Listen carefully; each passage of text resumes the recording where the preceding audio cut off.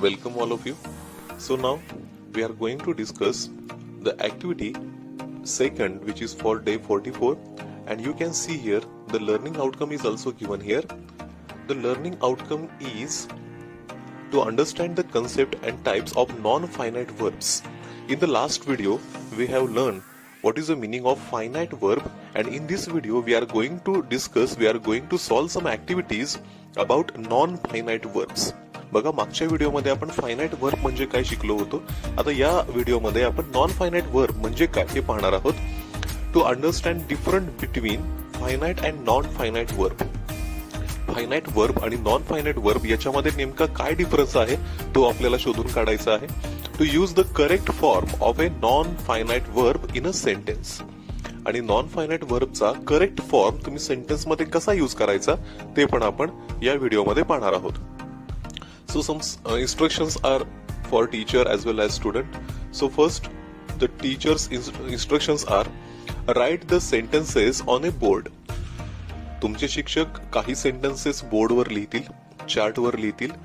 Ask the questions in a probing way to help learners understand the concept on their own. आणि काही question त्यांनी असे विचारायचे आहेत की ज्यामुळे विद्यार्थ्यांना स्वतःहूनच ती कन्सेप्ट क्लिअर होणार आहे. And what the student have to do. मुलांनी काय करायचं आहे, ऑब्झर्व द सेंटेन्स केअरफुली. तुम्हाला जे सेंटेन्सेस सांगितले जातील ते केअरफुली तुम्ही ऑब्झर्व करायचे आहेत. And generalise the examples and create your own learning. आणि हे सगळे एक्झाम्पल जे तुम्हाला घेतले जाणार आहेत ते जनरलाइज करून त्याच्यातून एक तुम्ही निष्कर्ष काढायचा आहे आणि यातून कन्सेप्ट ती शिकून घ्यायची आहे. So these are the instruction for students. Next you can see learning activity. The learning activity is the teacher presents some sentences and asks the students to find finite verb from them. तुम्हाला काही sentences दाखवले जातील आणि या sentences मधून शिक्षक तुम्हाला finite verb शोधायला सांगतील. आता फायनाइट वर्ब कसे शोधायचे हे आपण मागच्या व्हिडिओमध्ये पाहिलं होतं. फायनाइट वर्ब म्हणजे असे वर्ब जे कर्त्यानुसार आणि काळानुसार स्वतःमध्ये चेंज करून घेतात. त्यांना आपण फायनाइट वर्ब म्हटलं होतं. Then the teacher points the student toward the verb present in the sentence and ask probing questions to the student to clear the concept of non finite verb as shown in the demo. तुम्हाला पुढे एक demo activity सांगितलेली आहे ती आपण पाहणारच आहोत. त्या demo activity प्रमाणे इथं कृती करायला सांगितलेली आहे. The teacher various examples of non finite verb and their types, infinitives, participles and gerunds. बघा, नॉन फायनाइट वर्ब जो असतो त्याच्यामध्ये अजून अनेक प्रकार पडतात. काही नॉन फायनाइट वर्ब्सला इन्फिनिटिव्ह असं म्हटलं जातं, काहींना पार्टिसिपल्स असं म्हटलं जातं, काहींना जिरंट्स असंही म्हटलं जातं. मग हे कसे प्रकार पडतात हे पण आपण पुढे पाहणार आहोत. The teacher present some more sentences and ask the students to find non finite verbs from them.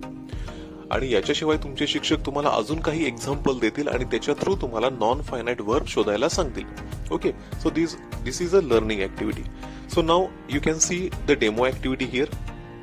आता डेमो ऍक्टिव्हिटी काय आहे बघा.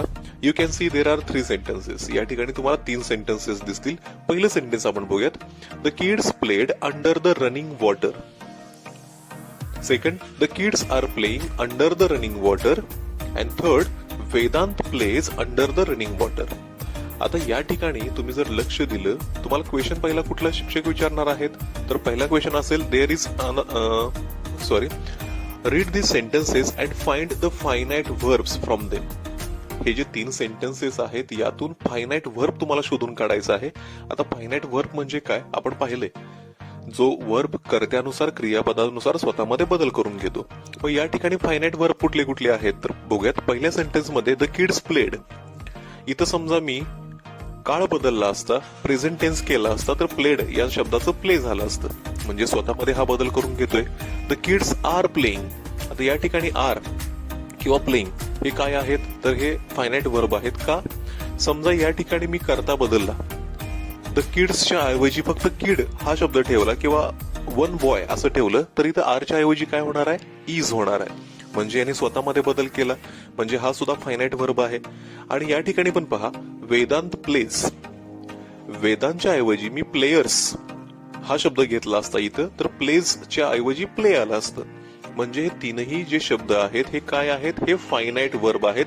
ते तुम्हाला इथं आन्सर दिसते बघा. स्टुडंट सांगतात की हे काय आहेत, हे फायनाइट वर्ब आहेत. नंतर पुढचा क्वेश्चन आहे, there is another verb also, can you find it. या सेंटेन्सेस मध्ये या तिघांना सोडून अजूनही काही वर्ब आहेत, हे तुम्हाला शोधता येतील. तर ते वर्ब कोणतं आहे बघा. या ठिकाणी तुम्हाला दिसेल रनिंग, इथं पण सेम आहे running, and in the third sentence the same verb is here, that is running. तिन्ही ठिकाणी रनिंग हा शब्द आलेला आहे. पण या रनिंग बद्दल एक गोष्ट बघा, लक्षात घ्या. समजा या ठिकाणी मी करता बदलला, द किड्सच्या ऐवजी फक्त वन स्टुडंट किंवा वन बॉय घेतलं तरी, किंवा काळ बदलला समजून चला, मला प्रेझेंट करायचं आहे, the kids play under the running water. Present tense केल्यामुळे इथं प्ले झालं, पण जरी प्ले केलं तरी इथं रनिंग मध्ये काही फरक पडत नाही. किंवा समजा करता मी तर एकवचनी करतो, the kid played under the running water. म्हणजे करता बदलला किंवा काळ बदलला तरी सुद्धा क्रियापदाचा जो आयएनजी फॉर्म आहे तो निघून जात नाही. म्हणजे क्रियापदामध्ये कोणताच फरक पडत नाही. सेम इथं आहे बघा, the kids are playing under the running water. इथं मी काय केलं, समजा द किड हा शब्द घेतला तर आरच काय होणार आहे, इज होणार आहे. म्हणजे इथं तो स्वतःमध्ये बदल करतोय, the kid is playing under the running water. पण इथं मात्र रनिंग मध्ये काही सुद्धा बदल होत नाही. सेम तुम्हाला इथं पाहायला भेटेल. मग असे काही क्रियापद असतात ज्यांना करता बदलला किंवा काळ बदलला तरी ते स्वतःमध्ये बदल करून घेत नाहीत. अशा क्रियापदांना आपण काय म्हणतो, these are called as non finite verbs. आता याचे पण काही प्रकार आहेत. ते प्रकार कसे आहेत तर या ठिकाणी आपण बघूयात. तुम्हाला 3 एक्झाम्पल अजून दिलेले आहेत. हे पण नॉन फायनाइट वर्बचे प्रकार आहेत. That sleeping cat is mine. Okay, इथं स्लीपिंग हे नॉन फायनाइट वर्ब आहे का, कारण हे कर्त्यानुसार काळानुसार चेंज होत नाही. सेकंड आहे running is a good exercise. Running हे नॉन फायनाइट वर्ब आहे. Uma went to Mumbai to find a job. या ठिकाणी टू फाइंड हे नॉन फायनाइट वर्ब आहे. आता या ठिकाणी तुम्हाला 3 वेगवेगळी सेंटेन्सेस दिलेले आहेत आणि 3 वेगवेगळे प्रकार नॉन फायनाइटचे दिलेले आहेत. आता ते आपण डिस्कस करूयात. बघा, या ठिकाणी स्लीपिंग कॅट यातला हा जो वर्ब होता स्लीपिंग, हा कोणाबद्दल माहिती सांगतोय, कॅट बद्दल. जेव्हा एखादा नॉन फायनाइट वर्ब एखाद्या नाउन बद्दल किंवा वर्ड बद्दल जास्त माहिती सांगत असतो तेव्हा त्याला पार्टिसिपल असं म्हटलं जातं. नंतर आपण सेकंड बघूयात, running is a good exercise.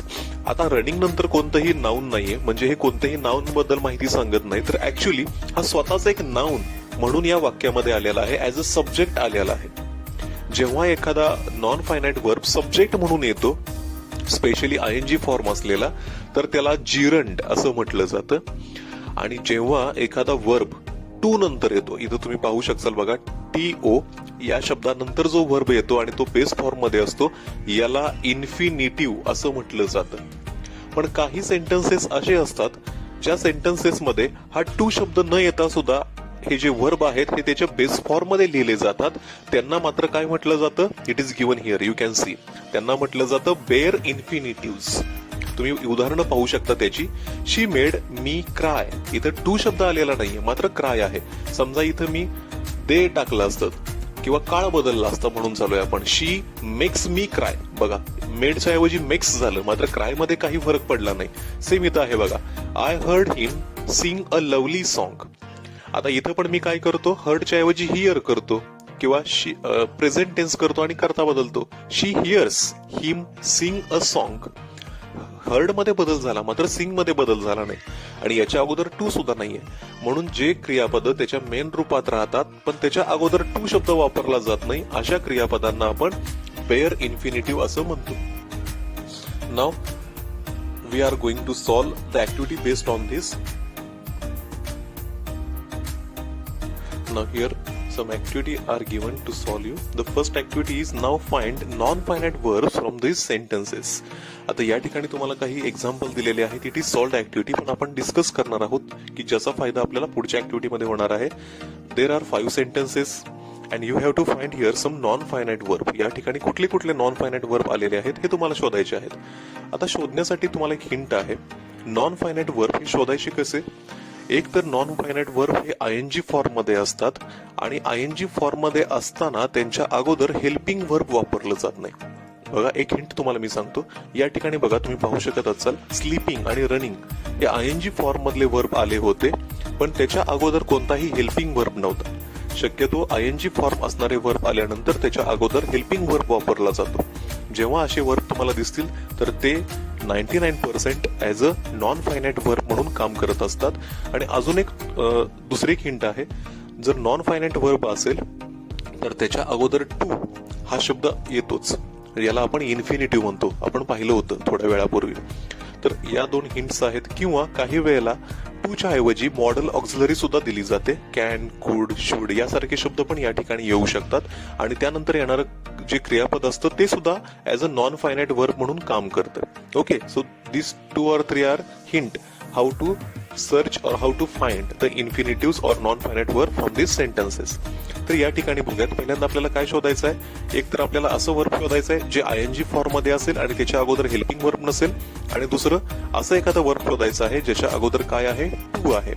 पण हा नियम कुठं लागू होणार नाही, ज्या ठिकाणी बेअर इन्फिनिटिव्ह असणार आहेत, जे आपण थोड्या वेळापूर्वी डिस्कस केलं होतं. यासारखे उदाहरणं ज्या वाक्यामध्ये बेअर इन्फिनिटिव्ह असतील, ज्याप्रमाणे इथं क्राय होतं, याच्या अगोदर मात्र टू आलेला नव्हता, याला मात्र हा नियम लागू पडत नाही. ओके, बघा त्या ठिकाणी कुठला नियम लागू पडेल मग. Rashmi found the shop at a walking distance. या ठिकाणी बघा आयएनजी असणारं क्रियापद आलेलं आहे वॉकिंग, पण त्याच्या अगोदर हेल्पिंग वर्ब नाहीये. म्हणजे हे काय असलं पाहिजे, नॉन फायनाइट. बघा या ठिकाणी उत्तर दिले त्यांनी. नंतर kids like the moving toys. Again आयएनजी क्रियापद या ठिकाणी आहे, त्याच्या अगोदर हेल्पिंग वर्ब नाहीये. म्हणजे हे सुद्धा काय असलं पाहिजे, हे असलं पाहिजे नॉन फायनाइट. पण आपण जे प्रकार पाहिले होते थोड्या वेळापूर्वी, त्यातला हे प्रकार कुठले असू शकतात, तर बघा वॉकिंग हा शब्द डिस्टन्स याच्याबद्दल जास्त माहिती सांगतोय, म्हणजे हे पार्टिसिपल झालं. इथं पण सेम आहे. टॉयज या शब्दाबद्दल मुव्हिंग शब्द जास्त माहिती सांगतोय, म्हणजे हा पण पार्टिसिपल मध्ये आला. इथं बघूयात आता, द ब्रोकन ग्लास कट माय फूट. आता इथं जो नॉन फायनाइट वर्ब आलेला आहे तो कुठला आहे, ब्रोकन. द ब्रोकन हा शब्द आहे. आता हा कशाबद्दल जास्त माहिती सांगतोय, ग्लास बद्दल, म्हणून हा पण काय झाला, पार्टिसिपल झाला. त्याच्यानंतर जो आयएनजीचा रूल होता तो मात्र इथं लागू नाहीये, इथं थोडासा बदल झालेला आहे. इथं पण बघा fourth sentence, the tired man at the food quickly. इथं सुद्धा टायर्ड हा जो शब्द आहे हा मॅन शब्दाबद्दल जास्त माहिती सांगतोय, आणि त्यामुळे हा सुद्धा काय आहे, पार्टिसिपल मध्ये मोडतो, पण नॉन फायनाइटच आहे. Nirmala likes to learn new things. आता या ठिकाणी नॉन फायनाइट कुठला आहे, तर तुम्ही पाहू शकता या ठिकाणी टू शब्द आलेला आहे, म्हणजे हा जो वर्ब आहे हा नॉन फायनाइट आहे. आणि हेच उत्तर तुम्हाला या ठिकाणी पण पाहायला भेटतील. ही ऍक्टिव्हिटी लिहिण्याची अजिबात काही गरज नाहीये, हा डेमो पर्पज साठी ही ऍक्टिव्हिटी दिलेली आहे. आता ज्या ऍक्टिव्हिटी सोडवायच्या आहेत त्या आपण आता डिस्कस करणार आहोत. Okay, so the first activity which you have to solve, that is practice activity, you can see here. And what you have to do, find verbs from these sentences and state whether they are finite or non-finite. या ठिकाणी जे काही verb तुम्हाला sentences मध्ये आलेले आहेत हे finite आहेत की नॉन फायनाइट आहे हे तुम्हाला शोधायचं आहे. The first sentence is the sky was filled with shining stars. आता या ठिकाणी तुम्हाला दोन वर्ब दिसतील. हे वॉज फिल्ड पण आपण घेऊ शकतो आणि शायनिंग पण घेऊ शकतो. आता तुम्हाला विचारलंय की दिलेले वर्ब हे फायनाइट आहे की नॉन फायनाइट आहे. आता थोडंसं जमलिंग इथं असं झालेलं आहे की या ठिकाणी त्यांनी समजा अंडरलाईन दिली असती किंवा एखादं वर्ब शोधायला सांगितलं असतं फायनाइट नॉन फायनाइट तरी चाललं असतं, पण इथं त्यांनी अंडरलाईन पण दिलेली नाहीये. प्रश्न फक्त असा विचारलाय की या वाक्यामध्ये जे वर्ब आहे ते फायनाइट आहे की नॉन फायनाइट आहे. पण इथं काय झालेलं आहे, या ठिकाणी तुम्हाला फायनाइट वर्ब सुद्धा दिसतील आणि नॉन फायनाइट सुद्धा दिसणार आहेत. म्हणून उत्तर लिहिताना मी या प्रकारे लिहिलेलं आहे. फायनाइट वर्ब ते कोणतं आलेलं आहे, फिल्ड, आणि नॉन फायनाइट वर्ब कोणता आहे, शायनिंग. हे दोन्ही वर्ब इथं मेन्शन केलेले आहेत. तुम्ही सुद्धा आहे असं लिहू शकता. सेकंड सेंटेन्स बघा, they will be glad to help you. आता या ठिकाणी बघा इथं नॉन फायनाइट वर्ब कुठला आलेला आहे, टू हेल्प, आणि फायनाइट कुठला आहे, विल. त्याच्यानंतर smoking is injurious to health. या ठिकाणी पण दोन वर्ब आलेले आहेत. फायनाइट आहे इज आणि नॉन फायनाइट आहे स्मोकिंग, जो सुरुवातीला जिरंट म्हणून आलेला आहे. नंतर आपण पाहू शकतो I want some time to complete this work. आता इथं तुम्हाला इन्फिनिटिव्ह दिसेल, म्हणजे हा नॉन फायनाइट आहे. अँड वॉन्ट हे काय आहे, फायनाइट आहे. म्हणून मी दोन्हीचं उत्तर लिहितो. And fifth sentence, following the tradition, the prince became the king. Became हे काय आहे? हे फायनाइट आहे. आणि फॉलोविंग हे काय आहे? It is a non finite verb. पण हे पार्टिसिपल आहे का? कारण हे माहिती कशाबद्दल सांगते? ट्रॅडिशन बद्दल. Okay, so next activity is fill in the blanks with an appropriate participle. आता या ठिकाणी तुम्हाला काही सेंटेन्सेस दिसतील. इथं ब्लँक पोझिशन दिलेली आहे, ब्लँक प्लेस दिलेला आहे आणि in bracket you can C there are 2 verbs आणि यातलं तुम्हाला करेक्ट फॉर्म निवडायचा आहे आणि इथं लिहायचं आहे. बघूयात पहिलं सेंटेन्स काय आहे. We entered a remote village dash dash the main road. We entered a remote village, left the main road और लिव्हिंग द मेन रोड. आता या ठिकाणी शब्द बरोबर कुठला घेतला पाहिजे? तर आपल्याला पार्टिसिपल यूज करायचं आहे. पार्टिसिपल शक्यतो कसं येतं? आयएनजी फॉर्म मध्ये येतं. म्हणजे इथं काय आलं पाहिजे? Living the main road. The dash dash shop will open tomorrow. आता इथं मात्र क्रिया संपलेली आहे. जे शॉप बंद आहे, ऑलरेडी बंद आहे, ते उद्या उघडणार आहे. आता या ठिकाणी तुम्हाला 2 शब्द दिसतात, क्लोजिंग आणि क्लोज्ड. क्लोजिंग म्हणजे जे आता बंद होत आहे, पण या ठिकाणी आपण अर्थ कुठला घेतोय? जे बंद झालेलं आहे. म्हणून आपण कुठला शब्द घेतला पाहिजे? We have to take closed. Not dash dash the answers I took help from my teacher. आता याचं उत्तर काय असेल? याचं उत्तर असणार आहे knowing. Not knowing the answers I took help from my teacher. The villager spotted and injuring or injured. आता ही गोष्ट पहिलीच घडलेली असणार आहे. व्हिलेजर्सला एक टायगर सापडलेला आहे. तो कसा आहे? त्याला जखम झालेली आहे किंवा तो जखमी आहे. आता झालेली आहे क्रिया आता घडत नाहीये, पहिली घडून गेलेली आहे. म्हणून आपण पास्ट फॉर्म वापरणार. That is injured tiger. Meera tried dash dash a cake. Meera try करत होती काय? केक तयार करण्याची क्रिया चालू आहे. म्हणजे इथं काय आलं पाहिजे? इथं आलं पाहिजे बेकिंग अ केक. आता काही विद्यार्थ्यांची अडचण असते की ते म्हणतात की हे जे टाईप केलेलं आहे ते त्यांच्या फोनमध्ये दिसत नाही किंवा ब्लर येतं. तर त्यांच्यासाठी एक सूचना आहे, तुम्ही तुमच्या व्हिडिओ क्वालिटीमध्ये जाऊन हायर व्हिडिओ क्वालिटी जर सिलेक्ट केली तर तुम्हाला प्रत्येक शब्द क्लिअर दिसणार आहे. जेव्हा तुमची व्हिडिओची क्वालिटी तुम्ही सिलेक्ट करताना लोवर सिलेक्ट करता युट्यूबमध्ये, तेव्हा तुम्हाला तो व्हिडिओ ब्लर दिसतो किंवा चांगला दिसत नाही, क्लिअर दिसत नाही. त्यामुळे तेवढा एक बदल करून घ्या, तुम्हाला सगळे शब्द क्लिअर दिसतील. Okay, so we have solved this activity here. Now next activity, it is parallel activity. And the question is, write the following sentences by adding infinitives as shown in example. तुम्हाला एक example सांगितलं इथं. Example काय आहे बघा. Lata like living a healthy life. आणि तुम्हाला काय करायला सांगितलंय? You have to add infinitive. तुम्हाला इथं या वाक्यामध्ये इन्फिनिटिव्ह ऍड करायचा आहे आणि तो कशाच्या बदल्यात वापरायचा आहे? तुम्हाला या जिरणच्या बदल्यात वापरायचा आहे. बघा, समजतंय का? जो आयएनजी फॉर्म मध्ये जे क्रियापद असणार आहे त्याला रिप्लेस तुम्हाला कशाने करायचं आहे? तर इन्फिनिटिव्हने करायचं आहे.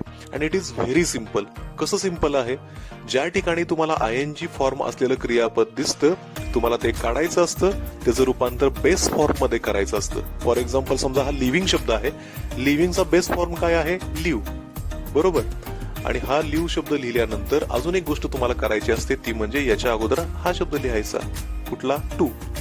म्हणजे हे झालं तुमचं इन्फिनिटिव्ह. कुठलं झालं? To live. हे कुठं लिहायचं आहे? तर या लिव्हिंगच्या ऐवजी.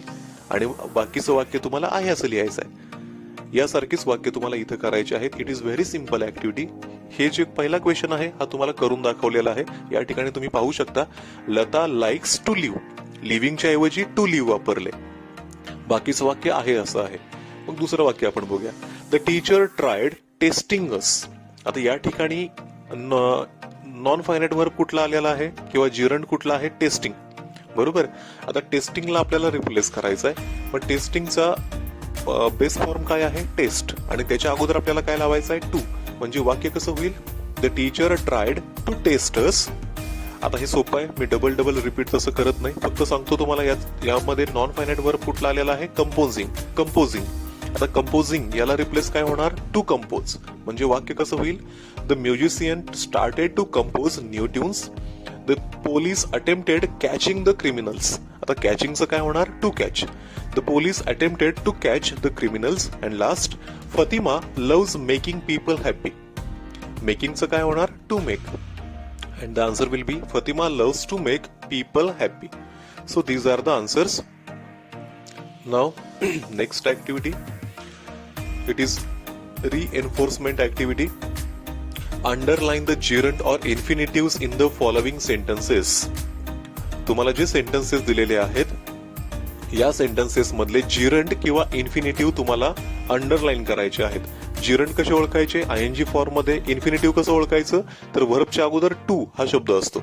आता या ठिकाणी मग जिरंड किंवा इन्फिनिटिव्ह कुठला आहे? लर्निंग. का? कारण त्याला आयएनजी लागलेला आहे आणि त्याच्या अगोदर हेल्पिंग व्हर्ब सुद्धा नाहीये.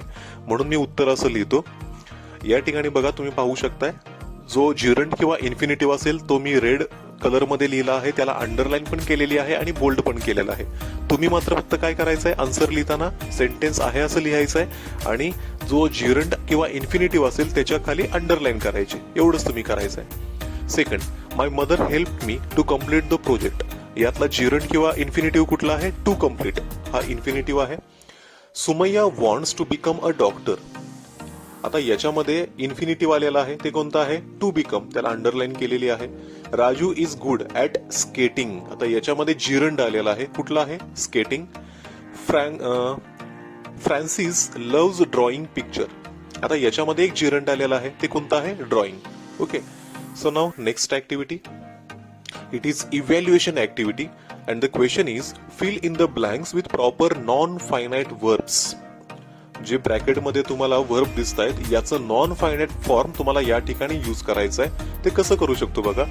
We are willing to win the game. It is the answer of the first question.